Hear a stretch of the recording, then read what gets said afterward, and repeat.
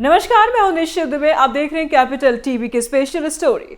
अमेरिकी राष्ट्रपति Donald Trump ने अपने ही फेवरेट जनरल कहे गए Pakistani army chief general Asim Munir को करारा झटका दिया है।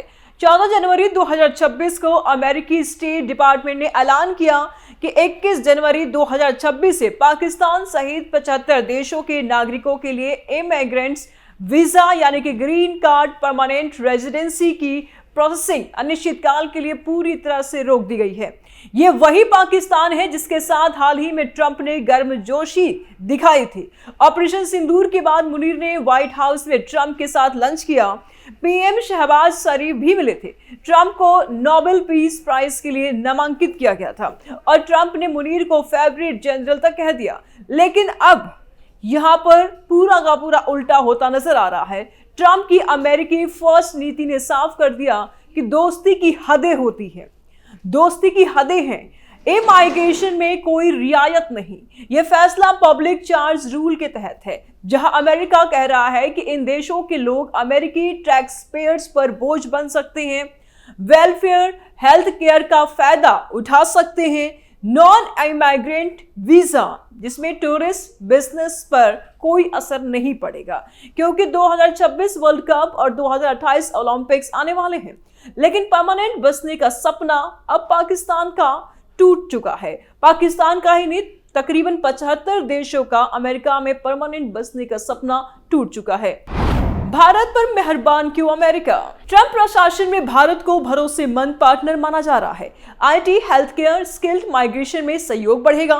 पाकिस्तान के लिए ये एक धोखे जैसा है, सपना टूटने जैसा है। सोशल मीडिया पर लोग चिल्ला रहे हैं, तरह तरह के बयानबाजी कर रहे हैं। ट्रंप ने मुनीर को अपमानित कर दिया, ये तक लोग कह रहा है। आज इस स्पेशल स्टोरी में हम देखेंगे लिस्ट, रिश्ते और भविष्य को। मतलब इसमें हम परखेंगे कि अमेरिका इन तीनों चीजों को लेकर के क्या सोचता है। ये सस्पेंशन 14 जनवरी 2026 को हुआ और 21 जनवरी से लागू होगा। स्टेट डिपार्टमेंट के प्रवक्ता टॉमी पिगॉट ने कहा कि ये उन आवेदकों को रोकने के लिए है जो अमेरिकी लोगों की उदारता का फायदा उठा सकते हैं। अधिकारियों को अब आवेदकों की स्वास्थ्य, उम्र, वित्तीय स्थिति की सख्त जांच करनी है। प्रभावित 75 देशों की लिस्ट बहुत बड़ी है, जिसमें एशिया से Afghanistan, Bangladesh, Pakistan, Nepal, Thailand, Iran, Iraq, Jordan, Kuwait, रूस, अफ्रीका से Algeria, Ethiopia, Nigeria, Somalia, Latin America से ब्राजील, कोलंबिया, हैती, बाल्कान से बोस्निया, अल्बानिया। पूरी लिस्ट में पाकिस्तान, बांग्लादेश, रूस, ईरान, सोमालिया, ब्राजील जैसे भी नाम है।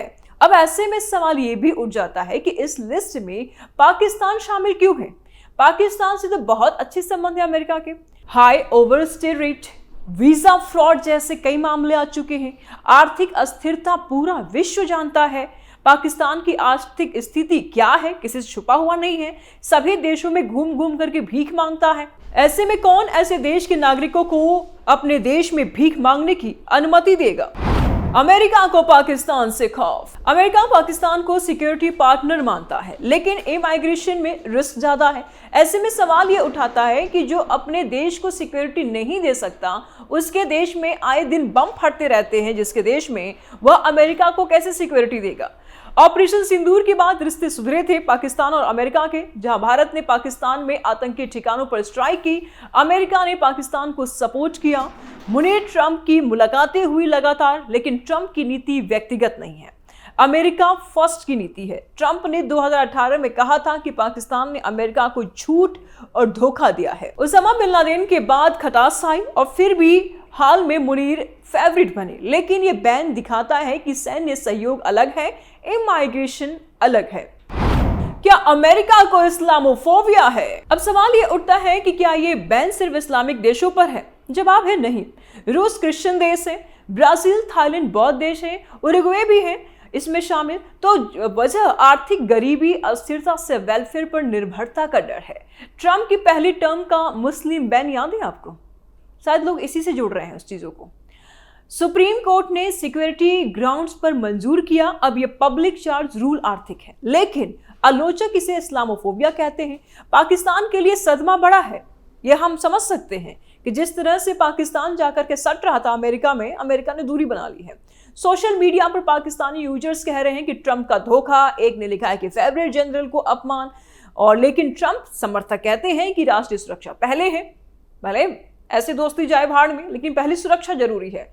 भले ही इस लिस्ट में कई इस्लामिक बहुल देश भी शामिल हैं, जैसे कि पाकिस्तान है, बांग्लादेश है, अफगानिस्तान है, ईरान है, इराक है, सीरिया है, यमन है, सोमालिया है, सूडान है, लीबिया है, जॉर्डन है, मोरक्को है, मिस्र, अल्जीरिया, ट्यूनीशिया और कई अफ्रीकी मिडिल ईस्टर्न मुल्क भी है। ये देश मुस्लिम बहुल है और इनके साथ अमेरिका के रिश्ते हमेशा से खटपट भरा रहा, मतलब काफी जटिल रहे हैं। कभी सहयोग तो कभी टकराव, कभी सैन्य मदद, कभी आरोप प्रत्यारोप का भी दौर देखा है। ट्रंप की ये नीति पब्लिक चार्ज रूल पर आधारित है, मतलब अमेरिका ये कह रहा है कि इन देशों के आवेदक अमेरिकी टैक्स पेयर्स पर बोझ बन रहे हैं, इसलिए ये नहीं आएंगे। वेलफेयर और पब्लिक बेनिफिट्स का फायदा उठा सकते हैं, लेकिन सवाल ये है कि क्या ये सिर्फ आर्थिक वजह है या फिर पुरानी मुस्लिम बैन वाली जो सोच है वो फिर से विस्तार कर रही है। ट्रंप की पहले टर्म में 2017 का ट्रैवल बैन याद है आपको? वो भी मुख्य रूप से मुस्लिम बहुल देशों पर ही था। ईरान पर था, इराक पर था, लीबिया पर था, सोमालिया पर था, सूडान पर यह बैन लगा हुआ था, सीरिया पर भी बैन लगा हुआ था, यमन देशों पर भी था। सुप्रीम कोर्ट ने इसे नेशनल सिक्योरिटी के नाम पर मंजूर किया, लेकिन दुनिया ने इसे मुस्लिम बैन कहा। अब ये 75 देशों का सस्पेंशन है, जिसमें करीब 40% मुस्लिम बहुल। फिर वही बहस छिड़ जाता है, इस्लामिक देशों से पुराना बैर। चलिए एक एक करके देखते हैं कि इन प्रमुख इस्लामिक देशों के साथ अमेरिका के रिश्ते कैसे हैं और वीजा बैन कैसे इन रिश्तों को प्रभावित कर रहा है। पाकिस्तान सबसे बड़ा सदमे में है, सबसे अधिक सदमे में है। पाकिस्तान अमेरिका का पुराना रणनीतिक साझेदार रहा है। अफगानिस्तान जब युद्ध हुआ अमेरिका के साथ में, अफगानिस्तान युद्ध में पाकिस्तान ने अमेरिका को लॉजिस्टिक सपोर्ट दिया था, अरबों डॉलर मिले। लेकिन ओसामा बिन लादेन एबटाबाद में मिलने के बाद ट्रंप ने खुद कहा पाकिस्तान ने हमें झूठ और धोखा दिया। फिर भी 2025 में ऑपरेशन सिंदूर के बाद रिश्ते सुधरे। जनरल असीम मुनीर को ट्रंप ने फेवरेट जनरल कहा, व्हाइट हाउस में लंच हुआ, नोबेल नामांकन तक, लेकिन वीजा बैन में पाकिस्तान टॉप पर। क्यों?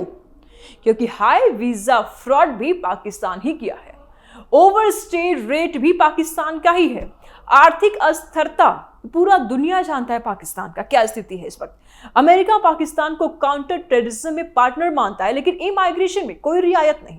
सोशल मीडिया पर पाकिस्तानी यूजर्स कह रहे हैं कि ट्रंप ने धोखा दिया। बांग्लादेश कह रहा है कि बांग्लादेश हाल ही में पाकिस्तान का नया दोस्त बना, लेकिन अमेरिका के साथ ट्रेड पार्टनर है। मानवाधिकार और डेमोक्रेसी मुद्दों पर तनाव रहा, फिर भी बांग्लादेश लिस्ट में है। वजह हाई माइग्रेशन रेट और वेलफेयर डिपेंडेंसी का डर, ये बड़ा वजह है। अमेरिका बांग्लादेश का नाता, अमेरिका बांग्लादेश को इकोनॉमिक पार्टनर देखता है, लेकिन इमाइग्रेशन में सख्त। 2021 में अफगानिस्तान में अमेरिका की वापसी के बाद तालिबान का शासन शुरू हो गया। अमेरिका अफगानिस्तान को टेरर हब मानता है, IS-KP जैसे ग्रुप्स की वजह से टेंशन में रहता है। अब सवाल उठता है कि वीजा बैन में अफगानिस्तान शामिल है, क्योंकि रिफ्यूजी और इमाइग्रेंट्स में रिस्क ज्यादा है। ईरान अमेरिका का सबसे बड़ा एडवर्सरी है। हाल ही की सिचुएशन आप देख लीजिए, ईरान की क्या दशा है। ईरान जल रहा है, सड़कों पर लोग प्रदर्शन कर रहे हैं। Nuclear programme, proxy war, Hezbollah, Houthi, Israel के साथ टकराव, सबके साथ अमेरिका का वही कहानी है। ट्रंप ने पहले ट्रैवल बैन लगाया था और फिर लिस्ट में। ईरान को टेरर स्पॉन्सर मानते हुए कोई रिश्ता नहीं रखा। इराक और सीरिया दोनों अमेरिका के पुराने ट्रैवल बैन लिस्ट में हैं, पहले से ही चले आ रहे हैं। इराक में ISIS के खिलाफ अमेरिका ने लड़ाई लड़ी, लेकिन अब अस्थिरता है। सीरिया में असद रिजीम और ISIS से बैर। दोनों देशों में अमेरिकी सैन्य मौजूदगी रही, लेकिन इमिग्रेशन में सख्ती है, क्योंकि टेरर रिस्क है और रिफ्यूजी फ्लो बहुत ज्यादा है। सोमालिया, यमन, सूडान, लीबिया, ये सब टेरर स्पॉन्सर या हाई रिस्क देश हैं। सोमालिया में अल शबाब, यमन में हुती, लीबिया में गृह युद्ध की स्थिति है। ट्रंप ने इन्हें पहले टारगेट किया और अब वीजा सस्पेंशन से इन देशों के लोग अमेरिका में परमानेंट बस नहीं पाएंगे। ये रिश्ते दिखाते हैं कि अमेरिका के लिए नेशनल सिक्योरिटी ज्यादा इंपॉर्टेंट है और इकोनॉमिक हित सर्वोपरि है। इस्लामिक देशों के साथ सहयोग होता है, जैसे कि पाकिस्तान, तो काउंटर टेररिज्म, इंटेल या सऊदी अरब जैसे एलाइज से, लेकिन जब माइग्रेशन की बात आती है तो कोई छूट नहीं। ट्रंप की नीति साफ है, अमेरिका फर्स्ट है, बाकी बाद में। जहां पुरानी दोस्ती या हाल की मुलाकातें मायने बिल्कुल नहीं रखती हैं। आलोचक ये भी कह रहे हैं कि ये इस्लामोफोबिया है क्योंकि मुस्लिम बहुल देशों की संख्या इसमें ज्यादा है। लेकिन ट्रंप प्रशासन का साफ कहना है कि आर्थिक और सिक्योरिटी आधारित है, न कि धार्मिक। लिस्ट में रूस, ब्राजील भी है जो गैर इस्लामिक देश है, जो इस बहस को कमजोर कर देते हैं। यह वीजा बैन हजारों परिवारों को प्रभावित करेगा, लेकिन यह भी साफ करता है कि अंतर्राष्ट्रीय राजनीति में दोस्ती क्षणिक है। पाकिस्तान जैसे देश को लगा वो खास हो गया अमेरिका के लिए, भूल गया कि अमेरिका रंग बदलने वाला है, वो कभी किसी का खास नहीं होता है। लेकिन ट्रंप ने ये साबित कर दिया और याद भी दिला दिया कि अमेरिका के हित पहले हैं। बहुत स्वार्थी है अमेरिका। भारत के लिए अच्छी खबर है, हम एग्जेम्प्टेड हैं इस लिस्ट में क्योंकि ट्रंप हमें भरोसेमंद पार्टनर मानता है। भारत को मिलेगा फायदा, भारत को फायदा मिलेगा। इससे स्किल्ड वर्कर्स, स्टूडेंट्स आसानी से जाएंगे अमेरिका में। यह फैसला ट्रंप की क्रैकडाउन का हिस्सा है। पहले ट्रैवल बैन किया, अब ये हजारों परिवार प्रभावित होंगे। लेकिन अमेरिका कहता है कि इमाइग्रेंट सेल्फ सफिशिएंट होने चाहिए। यह खबर सिर्फ वीजा बैन से नहीं है, यह अंतर्राष्ट्रीय राजनीति का सबक है। दोस्ती क्षणिक होती है, राष्ट्रीय हित स्थायी है। ट्रंप ने मुनीर को फेवरेट कहा, लेकिन जब इमाइग्रेशन की बात आई तो कोई छूट नहीं। कौन हो तुम? पाकिस्तान को लगा था कि ऑपरेशन सिंदूर के बाद वो खास हो गया अमेरिका के लिए, लेकिन ट्रंप की नीति साफ है, अमेरिका फर्स्ट, कोई अपवाद नहीं। यह फैसला दुनिया को सोचने पर मजबूर करता है। क्या अमेरिका अब ओपन डोर वाला देश रहेगा या सख्ती बढ़ेगी? पाकिस्तान अगर आर्थिक स्थिति सुधारे अपना, अगर पाकिस्तान की इकोनॉमिकल कंडीशन इंप्रूव होते हैं तो फ्रॉड अगर कम करे तो शायद बैन हटे, लेकिन फिलहाल दिखता तो ऐसा कुछ नहीं है। मुनीर का फेवरेट वाली बातें बेकार साबित हुई। ट्रंप प्रशासन में हमारी स्थिति मजबूत, भारत के लिए अच्छी खबर है। ट्रंप प्रशासन में हमारी स्थिति मजबूत होगी, स्किल्ड माइग्रेशन होंगे, टेक्नोलॉजी, हेल्थ केयर में नए दरवाजे खुलेंगे। ये दिखाता है कि भरोसे और पारदर्शिता से कितना फायदा होता है। आलोचक इसे जेनोफोबिक कहते हैं, लेकिन ट्रंप समर्थक इसे राष्ट्रीय सुरक्षा मानते हैं। भविष्य में क्या होगा? अगर पाकिस्तान सुधरेगा तो शायद रिव्यू हो, लेकिन आज का संदेश तो ये साफ है, दोस्ती अपनी जगह पर है, नेशनल सेफ्टी अपनी जगह पे है। दोस्ती से ज्यादा महत्वपूर्ण है अमेरिका के हित। कमेंट्स में बताएं कि क्या आपको लगता है पाकिस्तान को ये जो झटका मिला है अमेरिका की तरफ से, क्या मिलना चाहिए था, या ट्रंप ने दोस्ती तोड़ दी है अंदर ही अंदर? हम हर एक मुद्दों पर अपडेट लेकर के आते रहेंगे, लेकिन आपकी राय भी हमारे लिए बेहद इंपॉर्टेंट है। जल्द मिलते हैं नए अपडेट के साथ, दीजिए इजाजत, नमस्कार।